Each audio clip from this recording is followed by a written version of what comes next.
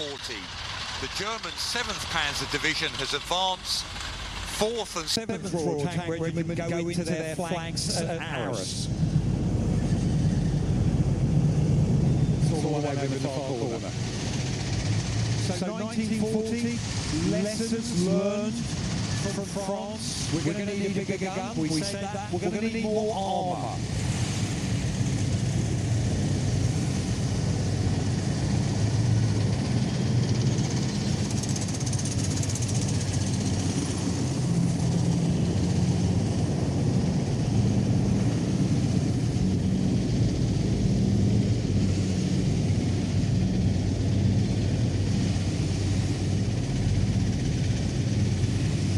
So we start the next project as soon as Matilda II is in service.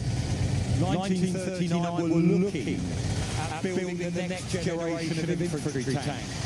And this becomes the Churchill tank that you'll see now. The very first couple of models of Churchill, when they're prototyped and sent to the troops, the manual actually says on page 1, we know we haven't got this right yet, but we really think you guys ought to start having these tanks, because again, we're still looking at emergency measures here. And that's the story. Hold that one in your head, because we'll see the British Army vehicles this afternoon. Because ironically, the Churchill had a disastrous introduction in service. Loads of breakdowns, lots of things going wrong. But when those were ironed out, it had a cracking career in the Second World War. And of course, the Churchill is the basis for lots of that specialised armour. You can see our Avery, Armoured Vehicle Royal Engineers in the museum, with that petard mortar on. Now this is a Mark III Churchill, so a very early one. The Mark 1 and 2, they were trying to work out about armament, 2-pounder in the turret, or maybe put a howitzer, a 3-inch howitzer in the hull. By this one, late 42, you can have that new 6-pounder. So this has now got the 6-pounder gun in the turret, thicker armour on the front, and a twin diesel in the back here powering this one along.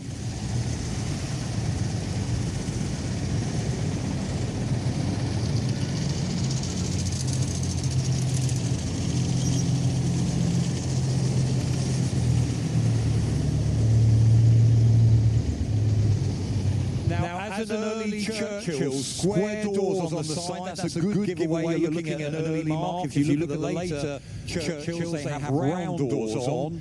And this has now got a welded together turret. Again, one of these issues we're facing in Britain. Lots of the prime factory space and technicians are taking up with quite sensibly looking after the RAF, defend ourselves with Spitfires and Hurricanes, and then build bombers to get back at.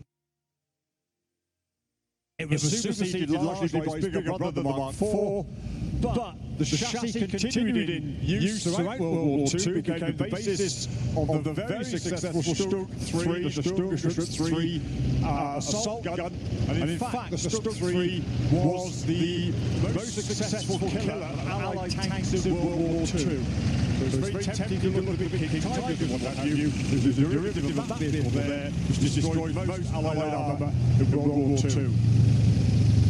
Now in 1941, of course, something else happened. The Japanese bombed Pearl Harbor, the Americans came into the war. But even before that, the Americans had agreed, Roosevelt had agreed to supply armour to Britain. And this is the first American tank that was supplied to us. The first American-built tank to see combat in July of 1941. This is the M3A1 Stuart. Now in the years before World War II, America basically had virtually no tanks at all. There were quite literally a handful of tanks. A few, what the Americans like to call combat cars, we'd call them armoured cars, and a few very light tanks like the M2.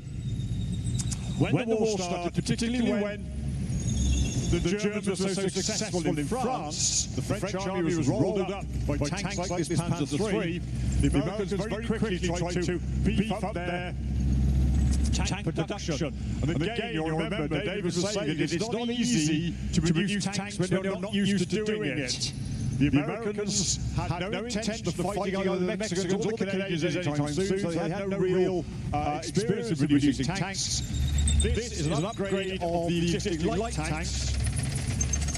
It's worth saying it's called the Stuart because famously Winston Churchill found it difficult to cope with the alphanumeric designation that the Americans gave their vehicles. That's an M3A1. You're going to see another M3A1 come on in a moment, which is entirely different. Churchill said, look, for goodness sake, why don't they just give them names? So he tended to name American tanks after American generals. This is named after Jeb Stuart, the Confederate general. The tank that the Americans really wanted to build, which they were struggling to get off the tracks, was going to be named after General Sherman. But that wasn't ready yet. This was the tank that went to the Western Desert initially, and to the 8th Army, she was always known as the Honey. High explosive, and it can actually engage German anti-tank guns at a distance, so that was a huge advantage for the soldiers fighting the Western Desert where this was first deployed. Most tanks are destroyed by anti-tank guns rather than other tanks. It's important to be able to engage other tanks, but you also need to be able to fire high explosive. And the curse really of the British 2-pounder was it tended to fire a really solid shot.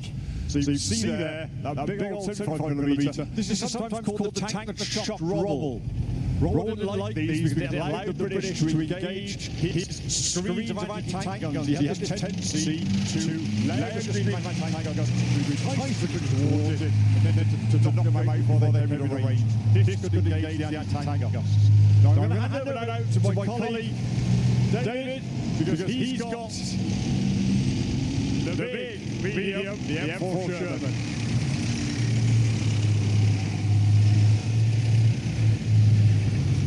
So what we're looking at with this amazing shot-up M3, and now the next generation of tank, that one that the Americans actually wanted was a fully turreted tank with, at the beginning, a 75mm gun, so same calibre as in the sponsor there, but let's get it in that fully rotating turret. We get that with the Sherman.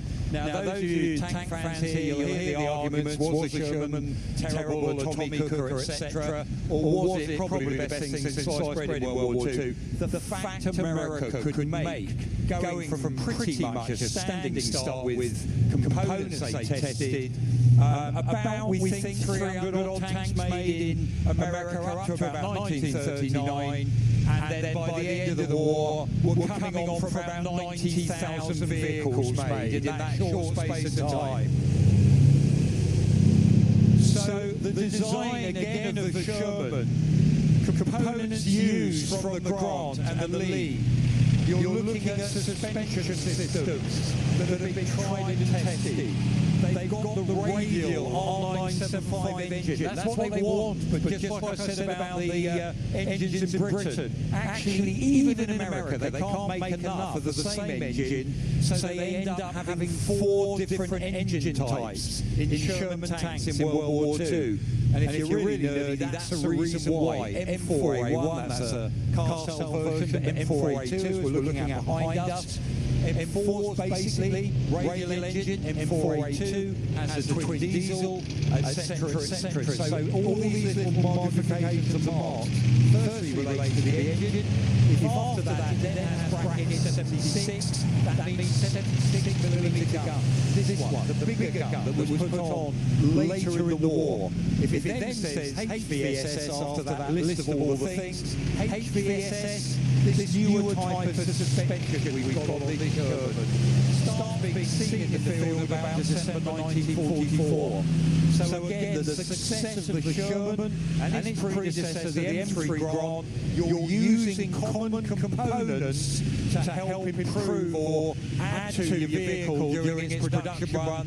So it's quite often you see a lot of Shermans, very hard to find two that are the same.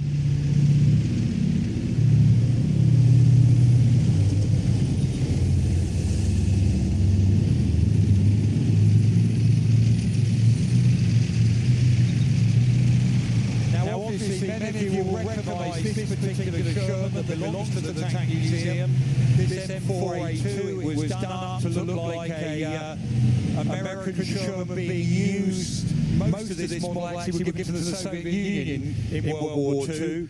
The Soviet Union, it was given trucks, huge amounts of material, Valentine tanks from Britain, all part of that support to the Soviet Union. They became part of the Lend-Lease, so American equipment going over on basically peppercorn rates, as it were, agreed by Roosevelt. The only issue was, of course, this was capitalist equipment, so all the photos tended to be edited out after the war. Very hard finding pictures of these Shermans, one just like this, helped liberate Berlin. I say more liberate, but helped capture Berlin in 1945. Ours, we've left it in the paint scheme and with the accoutrements that it was put on it from when it was in the Fury movie. This is actually the hero tank of that film.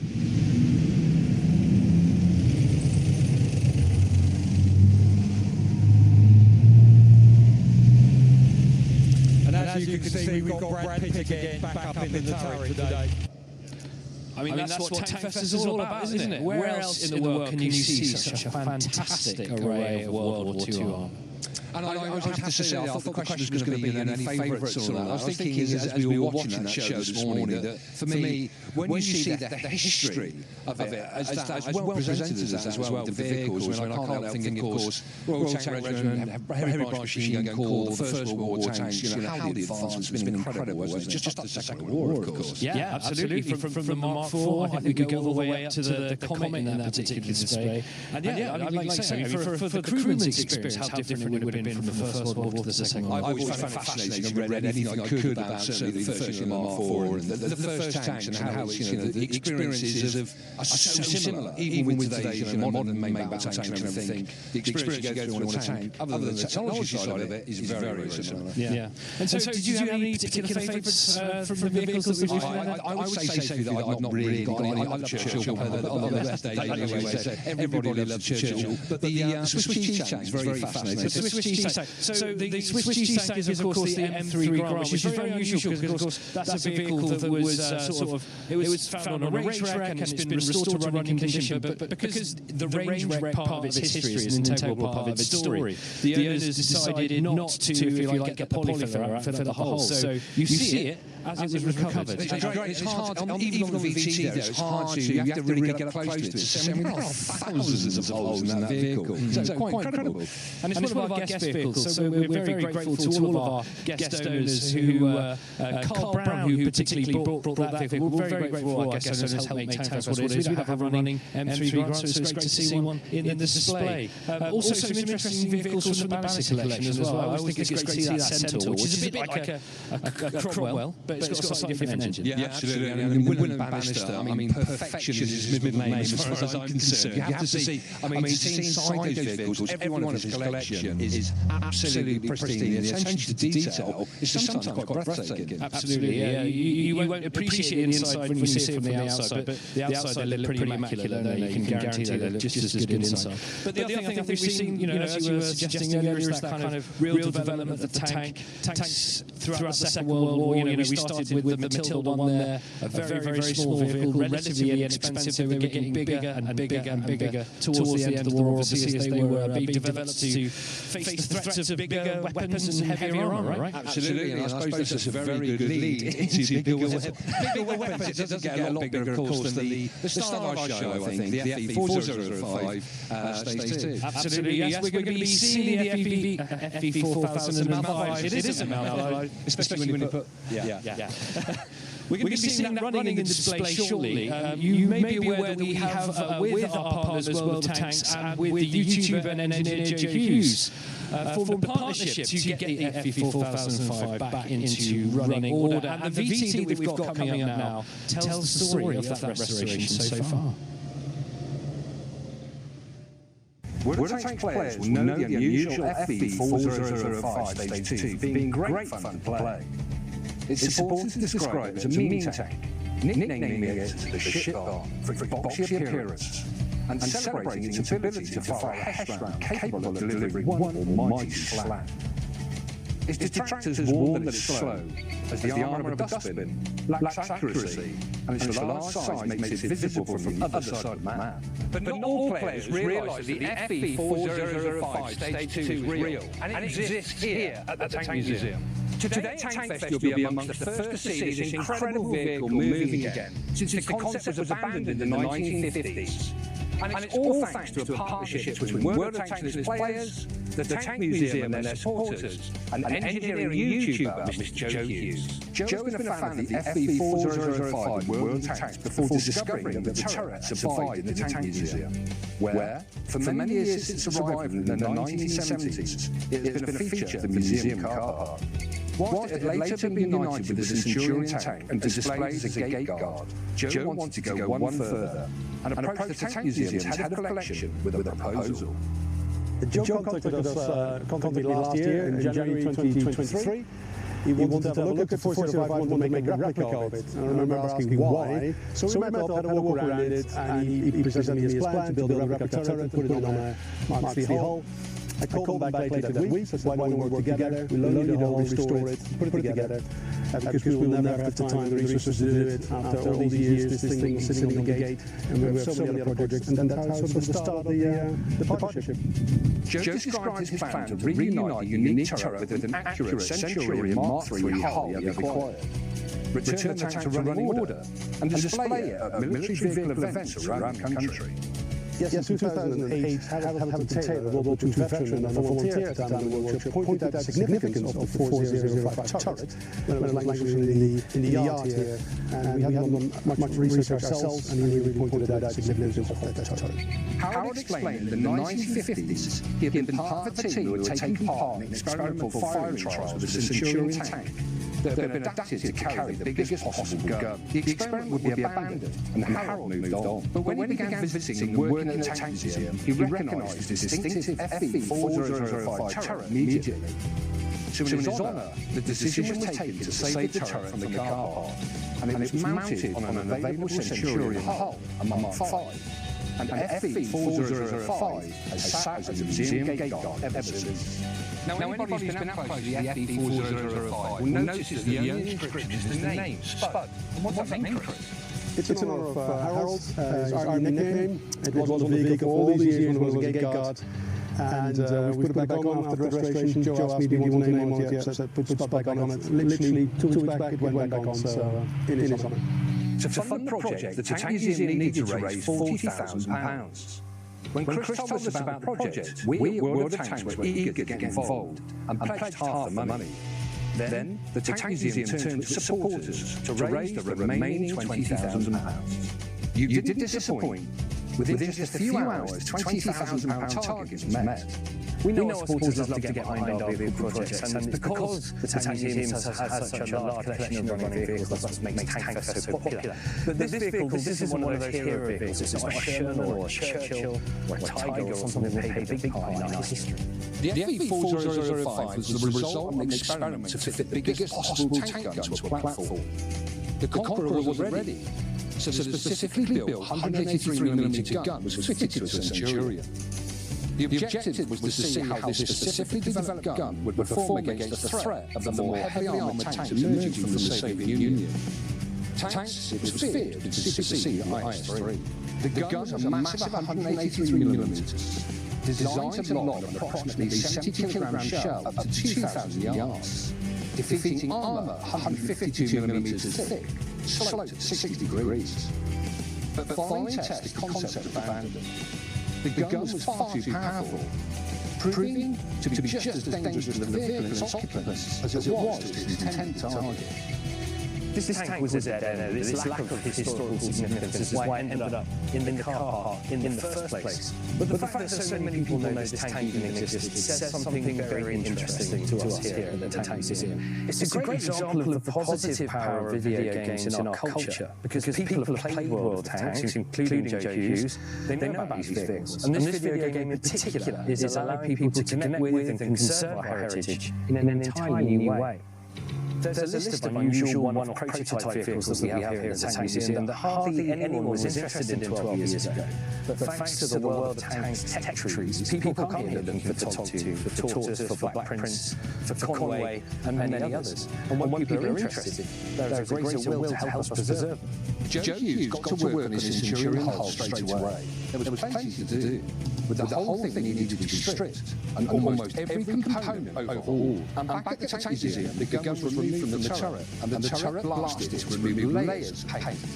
Years in the elements meant that the entire turret floor needed replacing, and other structural components needed reinforcing.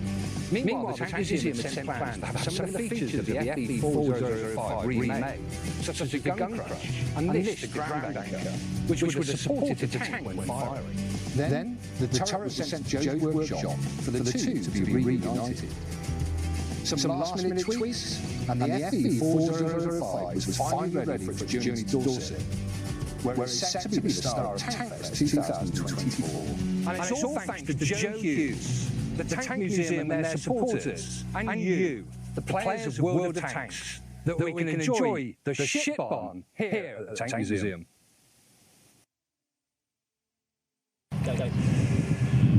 So we finally caught up with Joe Hughes, and it's Joe, of course, collectively with the Tank Museum, has managed to put the beast back on the road. Joe, has there been any problems for you arriving at Tankfest? One small problem, it didn't start when it arrived on the lorry, but we soon rectified that. We were up till 1 o'clock in the morning, float bowls stuck in the carpet, but nothing you could help, it was just one of those things, but other than that, we're all good. Touch wood. Now was it close to the wire? No, because we saw each other a few weeks ago now.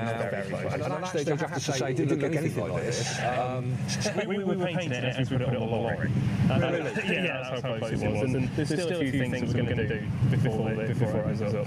But yeah, it was cutting it close is an understatement. There were a lot of late nights towards the end. And I have to say, Joe, it looks fantastic. I mean, we were seeing the video as well, interior, it looks great. I have to say, I didn't expect it to look like that at all. Yeah, it turned out better than I thought, to be honest. What would you say was the hardest part about it, from a restoration perspective? I would say sort of the metalwork, like track guards and the covers to top, because we're trying to use, some bits have been replaced, some bits are new, and a lot of it's the original tin work, nothing lined up, the track guards are off different vehicles, so getting everything lined up in one order, that was probably the hardest thing. Fitting the engine and the gearbox and clutch, which sounds difficult, is fairly straightforward. So driving, how does she drive? Well, we had a few little teething problems. The tracks were jumping in a bit, so we've now took a link out of the tracks. We've adjusted the steering wheel. Other than that, the gears, the engine, everything's pulling well. So we're hoping when we try again in a minute, should be spot on. So for the first time, it was all right. And what do you think of driving it? It's really bizarre. Because you're driving and you're looking through that, which is quite unusual, with the biggest gun you've ever seen. It's quite an unusual thing to be in, and it doesn't seem real that it's happening. But with the turret on top as well, does that, I mean, obviously it affects the weight. Does it affect the way it handles? Actually, a lot lighter than the normal Centurion, so it feels a lot faster than you would actually expect. So the engine feels a bit more lively, and yeah, you really, other than the massive gun, you wouldn't know it was there. Awesome, well, best of luck, Joe. Fingers crossed everything goes well, and we can't wait to see you run around. Thank you very much. Cheers. Hello and welcome everybody back to the show. I have to say, I love the restoration of the FV. I know you were very excited and giddy about seeing it in real life. Oh yeah, we're definitely huge fans. So Alexandra from Blitz is here on Tankfest. Thanks for everyone who is watching the live stream on Twitch. You must have a good taste in games, and thanks of course. Enjoy the stream. And yeah, the main star of this Tankfest is FV4005. And you know we have it in our game as well, in World of Tanks Blitz. So guys, let's make a huge spam on Twitch channel right now in the chat. Drop the plus sign if you have FV in your game. Do you have one? We do have one. It's researchable, though I'm curious of what the nickname is that you had for it when Richard shared what ours is. Yeah, out there is name this FV a shit barn. Yeah, it's the same here. Or a hen house. Actually, we wanted to create something special for this Tankfest, for this FV, and we have created the hen house legendary camo for this vehicle. It looks damn amazing. So check it out, jump in with the Blitz and get it absolutely for free. And do you have any other activities going on in the game right now as part of Time Fest? Yeah, actually we're celebrating our birthday. Happy birthday to Blitz. Yeah.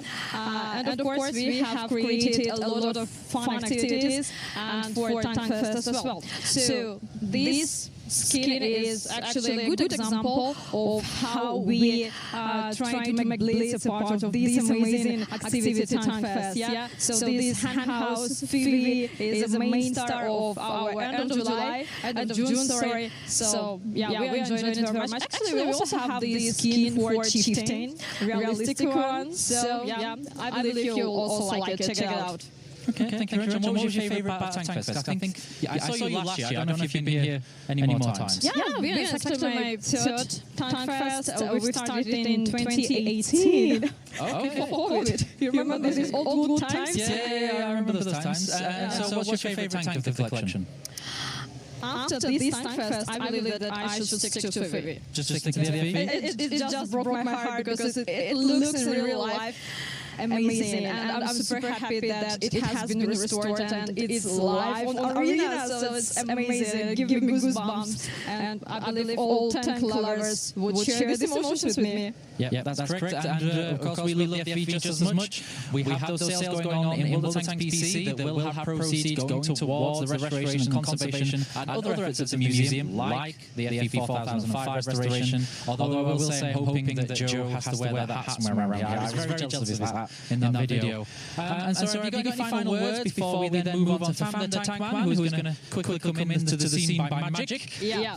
So, guys, I want to see you next year on this same place at Time Fest. So, actually, tickets are already on sale. You can get them right now and play games, play tanks, and see you next Time Fest. Thank you so much. Thank you. Okay, and for those that are still tuning in and you are on Twitch, don't forget there are Twitch drops, and I'm going to have a massive mouthful going through those in a second. I do apologise in advance. So here you can see that after 30 minutes you will have some consumables, after 6 minutes you will have personal reserves, after 90 minutes there will be either 1 day premium, 3 days premium, a 2D style with what's called the Dazzle Camo, there's some 3D styles for those vehicles, as well as a chance of, after 120 minutes there's a 1 day premium, 7 days premium, 360 days premium, some 3D styles as some premium vehicles, and you know all you got to do is keep watching, follow the rules, follow the conditions, and claim it when you've got it. So here I am, joined by Fam, by Magic Movie Magic. How are you doing? I'm doing very well, thank you. How are you doing? I'm doing okay, thank you. I mean, I'm hoping that the rain stays away and the wind calms down a little bit more.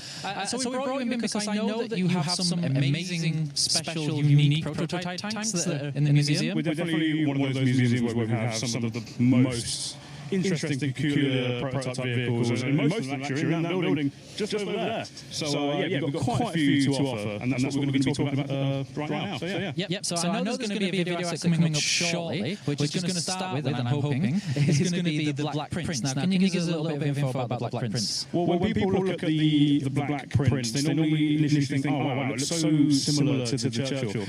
Because it was built by Vauxhall, the same company that made them. I always like to describe it as a Churchill on steroids. It's got a much bigger gun. It's using the very famous 17-pounder. And they put them in trials, but they were pretty slow. And as a result, they didn't go anywhere. Instead, the Centurion was developed instead. And speaking of which, we've got a Centurion now. So yeah, that is the Conway. The Conway essentially is the brother of the FV4005. Instead of that big 183mm gun, you're using 120. Same 120mm gun that goes on the Conqueror.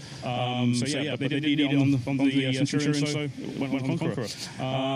Yeah, we're just looking now at the Tortoise. That was designed for the German Siegfried line in the Second World War. So that's designed to take out heavy fortifications, heavy tanks as well. But yeah, there was only about 7 prototypes built, and we have one of them. Very lucky to have one. So I always loved the Tortoise because I've heard and I've seen footage that the reason it got its name was not only that it had shell, but it moved as fast as a Tortoise as well. Amazing firepower, but Yeah, bit slow. Yeah. Okay. And which of your those vehicles in particular, because I'm sure you have a favourite, which of those is your favourite? I would definitely have to say FV4 It's just such an insane concept. It's the biggest tank gun mounted on a track chassis, and 183mm. It's absolutely huge. That's matching the same caliber that you have on some destroyers, like some ships.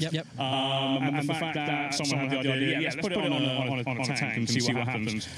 When they trialled them, they literally, as they shot, they were so powerful, they were basically shaking themselves apart. Probably one of the reasons it didn't continue on into production, but no, it was basically just a test bed for FV215, which essentially was the Conqueror, but with the turret at the back and with a much bigger 183mm, which you also have in the So we have all those vehicles in the game which you can play, you can research and enjoy. Of course, one of my favourites that you can purchase or sometimes get through Twitch drops is the TOG. Now, can you share some info about the TOG? TOG, the old gang, yes. Probably one of the most famous meme tanks that we have here now. Hot TOG, all that.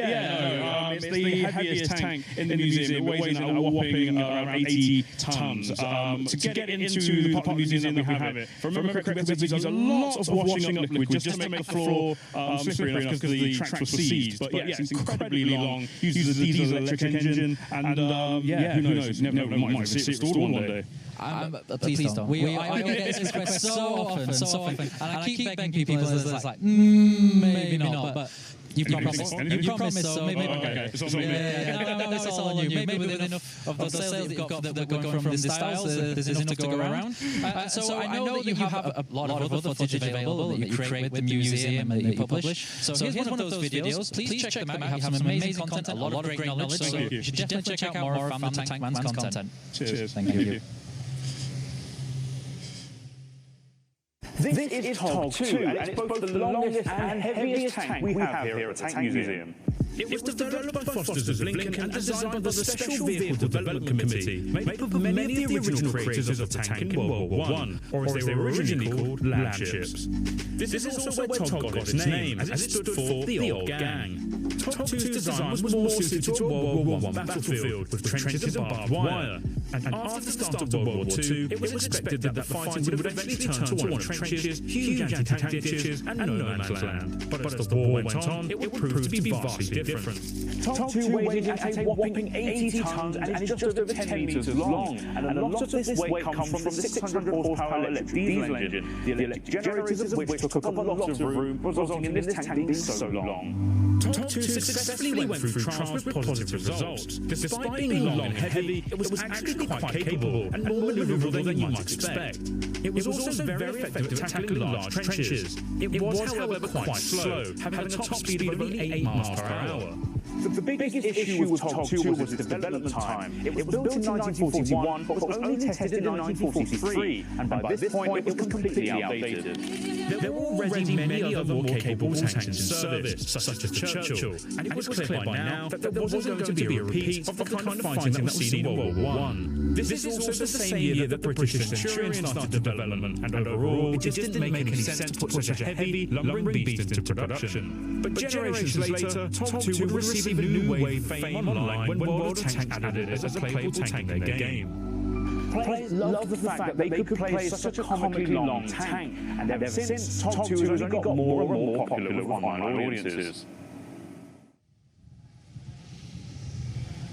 And welcome back once more to the Tankfest online stream. This time I'm joined by our console cousins, who is going to introduce herself as... I am Kirsten Bailey, also known as KB, the community manager for Modern Armour. Modern Armour. So it's on console. Can you give us a little bit of insight into what you've enjoyed about Tankfest this year so far? Well, of course we've loved seeing the FV4005 restored. But I think everybody's enjoyed that. But we love the atmosphere, the people. The Tank Museum are brilliant to work with each year that we've been.